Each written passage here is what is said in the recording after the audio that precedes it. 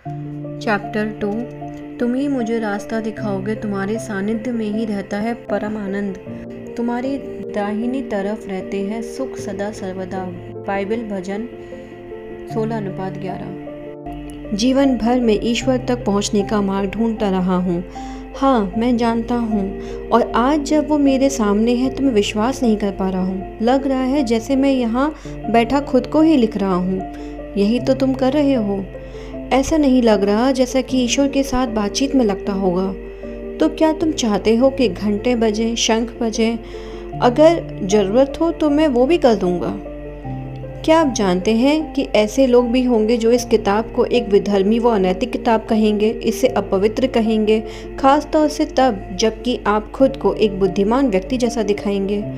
मैं तुम्हें एक बात स्पष्ट कर दूं, तुम्हारी ये धारणा है कि ईश्वर तुम्हारे जीवन में केवल एक ही तरह से अभिव्यक्त हो सकता है, लेकिन यह एक बहुत खतरनाक धारणा है। तुम्हारी ये धारणा ही तुम्हें ईश्वर को सर्वत्र देखने से वंचित कर देती है। अगर तुमको लगता है कि ईश्वर केवल एक ही मार्ग पर चलने से दिखता है, या एक ही तरह से सुनाई देता है, या एक ही तरह के रूप में रहता है, तब तो तुम दिन रात मुझे ढूंढते ही रह जाओगे।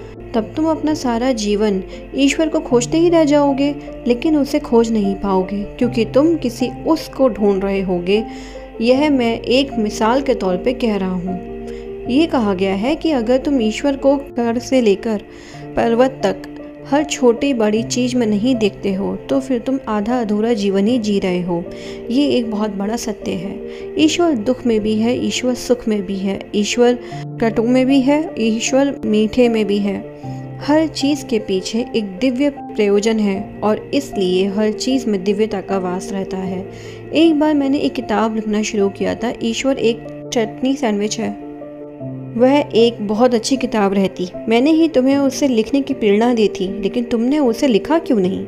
वह निधर्मी व अनैतिक जैसी लग रही थी, या बहुत अनादरकारी तो लग ही रही थी। तुम्हारा मतलब है बहुत अधिक अनादरकारी? ये तुमसे किसने बता दिया कि ईश्वर केवल आदरकारी होता है? ईश्वर भी ऊपर नीचे होता है, ठंडा गर्म होता है, दाएं बाएं होता है, मान अपमान वाला होता है। क्या तुम सोचते हो कि ईश्वर हंस नहीं सकता? क्या तुम ऐसा मानते हो कि ईश्वर में हास्य बोध नहीं है? लेकिन ये बात जान लो कि ईश्वर ने ही तो हास परिहास इजाद किया है। तुम जब भी मुझसे बात करो, तब क्या शांत स्वर में ही बात करना आवश्यक है? क्या चालू भाषा में कठोर शब्द मेरी दृष्टि में वर्जित होंगे? नहीं, बल्कि तुम मुझसे वैसे ही बात कर सकते हो जैसे कि अपने किसी दोस्त से करते हो। क्या तुम्हें लगता है कि कोई शब्द ऐसा है जो मैंने सुना ना हो? कोई दृश्य ऐसा है जो मैंने देखा ना हो? कोई आवाज़ ऐसी है जिसे मैं जानता ना हूँ? क्या तुम सोचते हो कि इनमें से कुछ को मैं ही समझता हूँ और बाकी को मैं बहुत प्यार करता हूँ? तो मैं तुम्हें बता दूँ, मैं किसी भी चीज़ को हे नहीं मानता। संसार में कुछ भी मेरे लिए अप्रिय नहीं है। ये तो जीवन है, और जीवन एक उपहार है, अवर्णीय कोषागार है। यह पवित्रों में पवित्रम है। मैं ही जीवन हूँ, क्योंकि जीवन का घटक भी मैं हूँ। जीवन का हर पल एक दिव्य प्रयोजन रखता है। ऐसी कोई चीज़ अस्तित्व में है ही नहीं जिसे ईश्वर ने समझ ना लिया हो और उसके होने का अनुमोदन ना कर दिया हो। ऐसा कैसे हो सकता है? उस बुराई का क्या जो आदमी ने पैदा की है? तुम ऐसा कुछ पैदा कर ही नहीं सकते जो कि ईश्वर की योजना से बाहर हो। ना कोई विचार, ना कोई वस्तु, ना कोई घटना, और ना ही किसी भी तरह का कोई अनुभव, क्योंकि ईश्वर की योजना तुम्हारे लिए यह है कि वह ऐसा सब कुछ पैदा करे जो कि तुम चाहो, कुछ भी। इसी प्रकार की स्वतंत्रता में निहित रहता है ईश्वर का ये अनुभव कि वो ईश्वर है, और यही वो अनुभव है जिसके लिए मैंने तुमको रचा है, और जीवन को भी। बुराई तो वह है जिसे तुम बुराई कहते हो, मैं तो उसे भी प्रेम कहता हूँ, क्योंकि जिसे तुम बुराई कहते हो उसी के जरिए तो तुम अच्छाई को जान पाते हो। केवल उसी के जरिए तुम ईश्वर के काम को जान पाते हो जिसे कि तुम शैतान का काम कहते हो। मैं ठंडे को भी उतना ही प्रेम करता हूँ जितना कि गर्म को, ऊंचे को भी उतना ही प्रेम करता हूँ जितना कि नीचे को। मैं दाएं को भी उतना ही प्रेम करता हूँ जितना कि बाएं को। यह सब सापेक्ष है। यह सब जो है का ही तो हिस्सा है। जितना प्रेम मैं बुराई को करता हूँ, अच्छाई को भी उससे ज़्यादा नहीं करता हूँ। हिटलर स्वर्ग को गया है, जब तुम ये बात समझ जाओगे तब तुम ईश्वर को समझ जाओगे। लेकिन मैं तो इस विश्वास के साथ बड़ा हुआ हूँ कि अच्छाई और बुराई का अस्तित्व तो है ही, कि ईश्वर की नज़र में कुछ चीज़ें ठीक नहीं है, सही नहीं है, स्वीकार्य नहीं है। ईश्वर की दृष्टि में हर चीज़ स्वीकार है, क्योंकि ईश्वर किसी भी ऐसी चीज़ को अस्वीकार कर ही नहीं सकता है जो है। किसी चीज़ को अस्वीकार करने का मतलब है उसके होने को ही मना कर देना। ये कहना कि वो चीज़ सही नहीं है तो ये कहना हुआ कि वो मेरा हिस्सा नहीं है, लेकिन ऐसा होना तो असंभव है। फिर भी अपने विश्वास को रखो और अपने सही मूल्यों पर बने रहो, क्योंकि ये तुम्हारे माता पिता के, उनके पूर्वजों के, तुम्हारे मित्रों के और तुम्हारे समाज के मूल्य, ये तुम्हारे जीवन की संरचना को बनाते हैं और उनको खोना तुम्हारे अनुभव के ताने बाने को उधेड़ देने के समान होगा। लेकिन फिर भी एक एक करके उनका परीक्षण करो। पूरे भवन को मत गिराओ, बल्कि हर ईंट को ध्यानपूर्वक देखो, और जो ईंटें टूटी फूटी हों और भवन के ढांचे को संभलने ना दे रही हों उन्हें बदल डालो। सही या गलत के बारे में तुम्हारी धारणाएं केवल धारणाएं ही तो हैं। धारणाएं तो केवल वे विचार हैं जो उस सार तत्व को रूप व आकार देते हैं जो तुम हो, और इनको बदलने का, इनमें कोई बदलाव लाने का एक ही कारण है, एक ही उद्देश्य होता है, जो तुम हो उससे अगर तुम खुश नहीं हो। अगर तुम खुश हो तो ये केवल तुम जान सकते हो। अपने जीवन के बारे में केवल तुम ही ये कह सकते हो, यह मेरा बनाया हुआ है और इसमें मैं बहुत खुश हूँ। अगर तुम्हारे मूल तुम्हारा हित कर रहे हैं तो उन्हें थामे रखो, उनके लिए तर्क दो, फिर भी इस तरह बचाव के लिए खड़े हो कि किसी को हानि ना हो। किसी को ठीक करने के लिए उसे हानि पहुंचाना बिल्कुल आवश्यक नहीं है। एक तरफ आप ये कहते हैं कि अपने मूल्यों को थामे रहो, और दूसरी तरफ आप ये भी कहते हैं कि तुम्हारे सारे मूल्य गलत हैं। इस दुविधा से मुझे निकालिए। मैंने ये नहीं कहा कि तुम्हारे मूल्य गलत हैं, लेकिन वे सही भी नहीं हैं। वे तो केवल तुम्हारे निष्कर्ष, निर्धारण है और निर्णय हैं। उनका अधिकतर हिस्सा ऐसा है जिसे निर्णित तुमने नहीं किया है, बल्कि किसी और ने किया है। शायद तुम्हारे माता पिता ने, तुम्हारे धर्म ने, या तुम्हारे इतिहासकारों ने व राजनेताओं ने। तुमने अपने सत्य में ऐसे बहुत ही कम मूल्य निर्णय जोड़े हैं जो कि तुम्हारे अपने स्वयं के अनुभव पर आधार किए गए हों, लेकिन यह अनुभवी तो हैं जिनके लिए तुम यहाँ आए हो, और उस अनुभव से ही तुमने खुद को बनाया है। अगर पाप जैसी कोई चीज़ होती है तो वह ये है दूसरों के अनुभव के अनुसार खुद को बनने देना। यह वो पाप है जो तुमने किया है, तुम सब ने किया है। तुम अपने अनुभव का इंतजार ही नहीं करते हो, बल्कि दूसरों के अनुभव को ही तुम धर्मोपदेश के रूप में ग्रहण कर लेते हो, और फिर जब तुम पहली बार अपने वास्तविक अनुभव का सामना करते हो तो भी सामने आने वाले सत्य के ऊपर तुम उसे चस्पा देते हो जो कि तुम पहले से ही मानते आए हो। अगर तुम ऐसा नहीं करते हो तो तुम बिल्कुल अलग ही अनुभव पा गए होते, एक ऐसा अनुभव जो तुम्हारे पूर्ववर्ती गुरु या स्रोत को गलत सिद्ध कर देता। अधिकतर मामलों में तुम अपने माता पिता को, अपने मत विशेष को, अपने धर्म को, अपनी परंपराओं को कभी गलत नहीं ठहराना चाहते हो, और इसलिए जैसा सोचने के लिए तुम्हें पढ़ाया लिखाया जाता है उसके मुकाबले तुम हमेशा ही उसे नकार देते हो जो कि तुमने खुद को अनुभव किया होता है। इस बात को तुम मनुष्यों के किसी अन्य व्यवहार में देखने की अपेक्षा सबसे अच्छी तरह तुम्हारे उस व्यवहार से देखा जा सकता है जो तुम लोग यौनाचार के बारे में दर्शाते हो। हर कोई जानता है कि इंसान जिन शारीरिक अनुभवों को पाने में सक्षम है उनमें यौन सुख का अनुभव ही सबसे प्यारा, सबसे उद्दीपन, सबसे सशक्त, सबसे आनंददायी और सबसे ऊर्जा, सबसे सकारात्मक, सबसे अंतरंग, सबसे संयोजी और सबसे मनोरंजक शारीरिक अनुभव होता है। अनुभव द्वारा इस बात की खोज खबर कर लेने के बाद भी यौनाचार के बारे में तुमने दूसरों के द्वारा प्रचलित उन पुरानी मान्यताओं को ही स्वीकार कर रखा है, जिनमें कि उन सभी का ये स्वार्थ निहित था कि तुम्हें वैसा सोचना चाहिए जैसा कि वो सोचते हैं। ये मान्यताएं हैं, ये निष्कर्ष और धारणाएं तुम्हारे अपने अनुभव के विपरीत चलती आई हैं। लेकिन चूंकि अपने गुरुओं को गलत बताने से तुम परहेज करते आए हो, इसलिए तुम खुद को ही यह तसल्ली देकर चुप करा लेते हो कि तुम्हारे ही अनुभव में कहीं ना कोई गड़बड़ी रही होगी। इसका नतीजा ये हुआ कि इस विषय के वास्तविक सत्य के बारे में तुम खुद को धोखा देते आए हो, और इसलिए इसके विनाशकारी परिणाम भी भुगतते आए हो। ऐसा ही कुछ तुमने धन के साथ भी किया है। अपने जीवन में जब जब तुम्हारे पास भरपूर धन हुआ है तुमने खुद को बहुत बड़ा महसूस किया है। धन को पाकर तुमने खुद को बहुत बड़ा महसूस महसूस किया है और उसको खर्च करने में भी तुमने खुद को बहुत बड़ा महसूस किया है। इसमें कुछ भी बुरा नहीं है, इसमें कोई बुराई नहीं है, लेकिन इस विषय में भी दूसरों के ही उपदेशों को तुमने अपने अंदर इतनी गहराई तक बिठा लिया है कि सत्य के नाम पर तुमने अपने अनुभव की ही बलि दे दी है। दूसरों के सत्य को अपना सत्य बनाते हुए तुम धन के चारों तरफ विचारों का ताना बाना तैयार कर लेते हो, जबकि विचार तो सृजनशील हुआ करते हैं। इस तरह तुमने धन के इर्द गिर्द अपनी ही एक ऐसी वास्तविकता तैयार कर ली है जो कि तुम्हें धन से दूर ढकेलती रहती है। तो फिर तुम उस चीज़ को अपनी ओर खींचने में क्यों लगे रहते हो जो कि अच्छी नहीं है।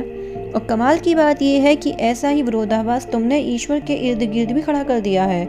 ईश्वर के बारे में हर वो बात जो तुम्हारा हृदय अनुभव करता है वो ये कहती है कि ईश्वर अच्छा है, लेकिन ईश्वर के बारे में हर वो बात जो तुम्हारे गुरु तुम्हें बताते हैं वो ये कहती है कि ईश्वर अच्छा नहीं है। तुम्हारे गुरु कहते हैं कि ईश्वर से डरना चाहिए क्योंकि वो तुम्हें सजा देता है। वे ये भी कहते हैं कि ईश्वर के कोप से डर कर रहना चाहिए क्योंकि ईश्वर न्यायी है। ऐसा तुम्हें बताया गया है और ये जग जाहिर है कि जब तुम ईश्वर के भीषण न्याय का सामना करते हो तब कैसी कैसी मुसीबतें झेलते हो, और इसलिए तुम्हें ईश्वर के आदेश का आज्ञा पालन करना पड़ता है, वरना भुगतो। इससे भी बहुत बड़ी बात यह है कि तुम्हें तर्क संगत प्रश्न पूछने की इजाज़त नहीं है। जैसे अगर ईश्वर चाहता था कि उसके विधानों का कड़ाई से अनुपालन किया जाए तो फिर उन विधानों की अवज्ञा की संभावनाओं को उसने क्यों बनाया।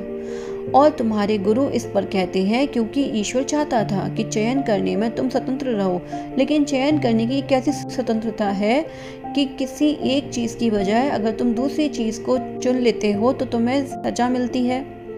ये स्वतंत्र इच्छा कैसी स्वतंत्र इच्छा कही जा सकती है, जबकि तुम्हारी इच्छा ही नहीं है, बल्कि ये तो किसी और की इच्छा है जो कि तुमको करनी ही है। जो लोग तुम्हें ऐसा पाठ पढ़ाते हैं वे ही लोग ईश्वर को एक तमाशा बना देते हैं। तुम्हें ये भी कहा जाता है कि ईश्वर बड़ा दयालु है, लेकिन अगर तुम उससे सही तरह से क्षमा नहीं मांगते हो, अगर तुम सही तरह से ईश्वर की शरण में नहीं जाते हो तो तुम्हारी अनुनय विनती नहीं सुनी जाएगी, तुम्हारी गुहार पर कोई ध्यान नहीं दिया जाएगा। चलो, अगर कोई केवल एक सही तरीका हो तो भी कुछ बुराई नहीं है, लेकिन यहाँ तो उतने ही सही तरीके हैं जितने कि उन्हें बताने वाले गुरु हैं। इस तरह अपने वयस्क जीवन का काफ़ी समय तो तुम पूजा करने का, आज्ञा पालन करने का, ईश्वर की सेवा करने का सही मार्ग ढूंढने में ही अपना गंवा देते हो। लेकिन इस पूरे प्रसंग की विडंबना ये है कि मैं तो तुमसे अपनी पूजा और अपनी आज्ञा का पालन कराना ही नहीं चाहता हूँ, और वो भी कतई जरूरी नहीं है कि तुम मेरी सेवा करो। ऐसे व्यवहार की मांग तो इतिहास में राजाओं की अपनी प्रजा से रहा करती थी, विशेष रूप से उन राजाओं की जो अहमन्य, असुरक्षित और अत्याचारी हुआ करते थे। ऐसी मांग किसी भी तरह से ईश्वरी मांग हो ही नहीं सकती है। और ध्यान देने वाली बात यह है कि दुनिया अभी तक इस नतीजे पर पहुंची ही नहीं है कि ये मांग नितांत कपटपूर्ण है और विधाता की इच्छा या आवश्यकता के साथ इसका कुछ भी लेना देना नहीं है। विधाता को किसी चीज़ की कोई आवश्यकता नहीं है, जो कुछ है वह परिपूर्ण है, वही सब कुछ है, इसलिए वह ना तो कुछ चाहता है और ना ही उससे कैसा भी कोई अभाव है। अगर तुम किसी ऐसे ईश्वर में विश्वास रखना चाहते हो जो किसी अभाव में है और जिसे कुछ चाहिए, कुछ भी, और वो चीज़ ना मिलने पर वो नाराज़ हो जाता है, तो उन लोगों को सजा देता हो जिनसे कि उसे वो चीज़ मिलने की उसे उम्मीद थी, तो तुम एक ऐसे ईश्वर में विश्वास कर रहे हो जो कि मेरी अपेक्षा बहुत बहुत छोटा है। तब सच में तुम एक बहुत बौने ईश्वर की संतान बन जाते हो। नहीं मेरे बच्चों, ये लिखते हुए मैं पुनः तुमसे निश्चय पूर्वक कहना चाहता हूँ कि मैं आवश्यकता रहित हूँ, मुझे कुछ नहीं चाहिए। इसका मतलब ये नहीं है कि मैं इच्छा रहित हूँ। इच्छा और आवश्यकता दो अलग अलग चीज़ें होती हैं। हालांकि तुम में से बहुतों ने अपने वर्तमान जीवन में इन दोनों को ही एक ही मान लिया है। इच्छा तो प्रत्येक सृजन का आरंभ होता है। सृजन के लिए इच्छा प्रथम विचार होती है। आत्मा के भीतर एक उत्कृष्ट भाव होती है। यह ईश्वर ही तो होता है जो ये चुन रहा होता है कि अगला सृजन क्या किया जाए। लेकिन ईश्वर की इच्छा क्या होती है? सर्वप्रथम तो मैं स्वयं के अनुभव करने की इच्छा करता हूँ, अपनी पूरी दिव्यता में ये जानने के लिए कि मैं कौन हूँ। तुमको और ब्रह्मांड में स्थित अन्य संसारों को रचने से पहले मेरे लिए ये अनुभव करना असंभव था। दूसरे, मेरी इच्छा ये रहती है कि तुम ये जानो और अनुभव करो कि तुम वास्तव में कौन हो, उस शक्ति के माध्यम से जो कि तुम खुद को जिस तरह चाहो उस तरह रचने और अनुभव करने के लिए जो मैंने तुम्हें दी है। तीसरी, मेरी इच्छा ये होती है कि पूरी जीवन प्रक्रिया अब के हर पल में एक सदा आनंद, निरंतर सृजन, अनंत विस्तार और अपूर्ण मनोरथ का अनुभव बनी रहे। मैंने एक परिपूर्ण प्रणाली स्थापित की है जिसके द्वारा ये इच्छाएं पूरी हो सकें। ये पूरी हो रही हैं। अब मैं इस पल में तुम्हारे और मेरे बीच अंतर ये है कि मैं ही ये जानता हूँ। अपने पूर्ण ज्ञान के पल में जो कि किसी भी समय तुम पा सकते हो, तुम भी इसे वैसा ही महसूस कर सकते हो जैसा कि मैं हमेशा करता हूँ। पूर्णतः आनंदमय, प्रेममय, स्वीकारतापूर्ण, सुखद और कृतज्ञतापूर्ण। ईश्वर के ये 5 भाव होते हैं और इस बातचीत का समापन होने से पहले ही मैं तुम्हें बताऊंगा कि अपने जीवन में इनको अपनाना कैसे तुम्हारे जीवन में पवित्रता ला सकता है। यह तुम्हारे छोटे से प्रश्न का एक लंबा सा उत्तर है। हाँ, अपने मूल्यों को थामे रहो। तब तक थामे रहो जब तक कि तुम्हें लगे कि वो तुम्हारा हित कर रहे हैं। फिर भी ये देखो कि अपने विचारों, शब्दों और कार्यों के साथ जिन मूल्यों का तुम आचरण कर रहे हो, क्या वे तुम्हें तुम्हारे अनुभव के उस आकाश तक ले जा सकते हैं जिनकी सर्वोच्च तथा सर्वोत्तम धारणा स्वयं के लिए तुम्हारे मन में कभी रही है। अपने एक एक मूल्य की जांच करते रहो। उन्हें इस तरह उजाले में रखो कि हर कोई उनकी जांच परख कर सके। अगर संसार को तुम निसंकोच बता सको कि तुम कौन हो और तुम्हारे विश्वास क्या हैं, तो तुम स्वयं के साथ सुखी रहोगे। अब मेरे साथ इस बातचीत को आगे बढ़ाने का कोई औचित्य नहीं है, क्योंकि तुमने एक आत्मा को रच लिया है। आत्मा के लिए एक ऐसे जीवन को रच लिया है जिसे कि अब और सुधार की आवश्यकता नहीं है। तुम परिपूर्णता को पहुंच गए हो। इस किताब को अब रख दो। लेकिन मेरा जीवन तो परिपूर्ण नहीं है। अभी तो ये परिपूर्णता के आसपास भी नहीं है। मैं परिपूर्ण नहीं हूँ। सच तो ये है कि मैं तो अपरिपूर्णताओं का एक पुलिंदा हूँ। कभी कभी मैं चाहता हूँ और पूरे हृदय से चाहता हूँ कि इन अपरिपूर्णताओं को मैं सुधार सकूँ। मैं अपने व्यवहार के कारणों को जान सकूँ। मैं ये जान सकूँ कि मेरे पतन के कारण क्या क्या है, कि मेरे मार्ग में बाधाएं क्या क्या है। इसलिए तो मैं आपके पास आया हूँ, क्योंकि मुझे लगता है कि इन सवालों के जवाब मैं अपने तक नहीं ढूंढ पाऊँगा। मुझे खुशी है कि तुम आए, तो मैं तुम्हारी मदद करने के लिए हमेशा ही तत्पर रहता हूँ।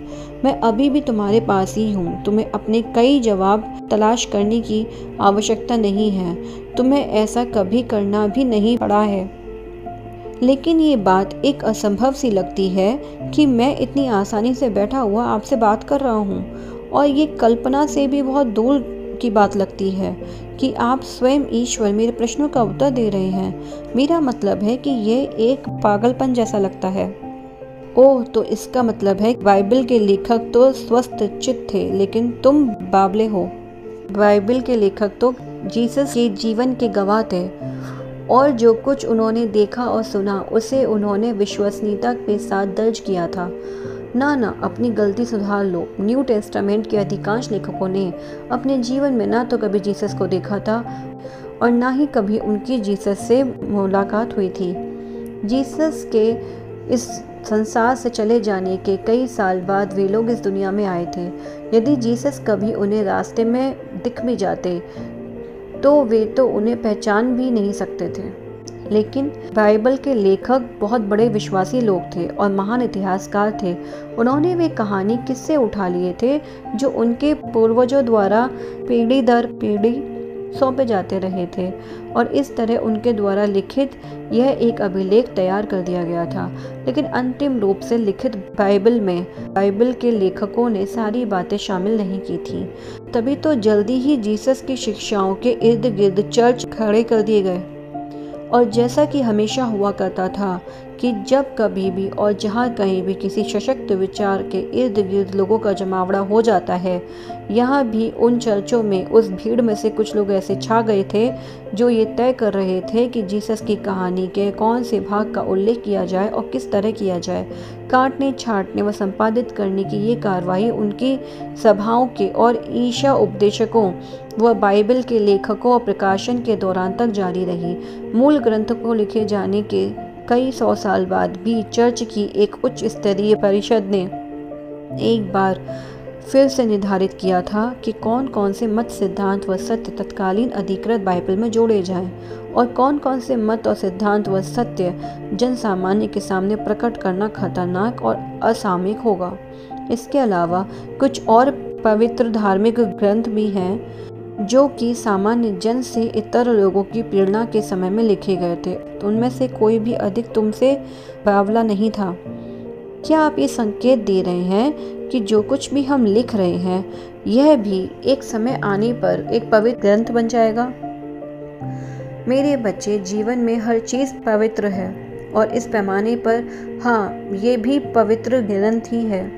लेकिन तुम्हारे साथ मैं शब्दों की बाल की खाल नहीं निकालूंगा, क्योंकि मैं जानता हूँ कि तुम्हारे कहने का क्या अर्थ है। नहीं, मैं ये संकेत नहीं दे रहा हूँ कि एक दिन ये किताब एक पवित्र ग्रंथ बन जाएगी। कम से कम कुछ 100 वर्षों तक तो नहीं, या तब तक नहीं जब तक कि ये भाषा प्राचीन भाषा नहीं माने जाने लगेगी। देखो, समस्या ये है कि इस किताब की भाषा एकदम बोलचाल वाली है और समकालीन है। लोगों की ऐसी मान्यता है कि अगर ईश्वर तुमसे सीधे बातचीत करेगा भी तो उसकी बोली ऐसे थोड़ी ना होगी जैसे कि पड़ोसी की होती है। ईश्वर की भाषा की संरचना देवताओं जैसी भी नहीं होगी, तो कम से कम एक ऐसे रूप की तो होनी चाहिए जिसमें कुछ ओजस्विता हो। जैसा कि मैंने पहले भी कहा है, यह तो समस्या का एक भाग है। लोगों में ये भाव रहता है कि ईश्वर केवल एक ही रूप से दर्शन देता है और उस रूप का उल्लंघन करने वाली हर बात को विधर्मी या अनैतिक मान लिया जाता है। जैसा कि मैं भी कह रहा था, हाँ, जैसा कि तुम भी कह रहे थे। लेकिन चलो, अब हम तुम्हारे प्रश्न की गहराई में उतरते हैं। तुम ऐसा क्यों सोचते हो कि ईश्वर के साथ बातचीत करने लायक होना एक बावलापन है? क्या तुम प्रार्थना में विश्वास नहीं रखते हो? हाँ, करता हूँ, लेकिन वो अलग बात है कि प्रार्थना तो मेरी तरफ से की जाने वाली एक तरफा बात होती है। मैं मांग करता हूँ और ईश्वर बस गुमसुम सुनता रहता है। क्या ईश्वर ने तुम्हारी बात का उत्तर कभी नहीं दिया? हाँ, दिया तो है, लेकिन शब्दों में नहीं।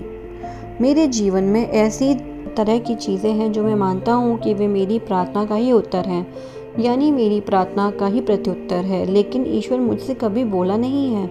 ओह, तो जिस ईश्वर में तुम विश्वास करते हो वो ईश्वर कुछ भी कर सकता है, लेकिन वह बस बोल नहीं सकता।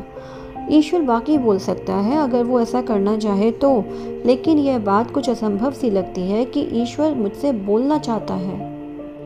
यही बात उस हर समस्या की जड़ है जो तुम अपने जीवन में अनुभव करते हो, यानी तुम स्वयं को कभी इतना योग्य मानते ही नहीं हो कि ईश्वर तुमसे कभी बात कर सके।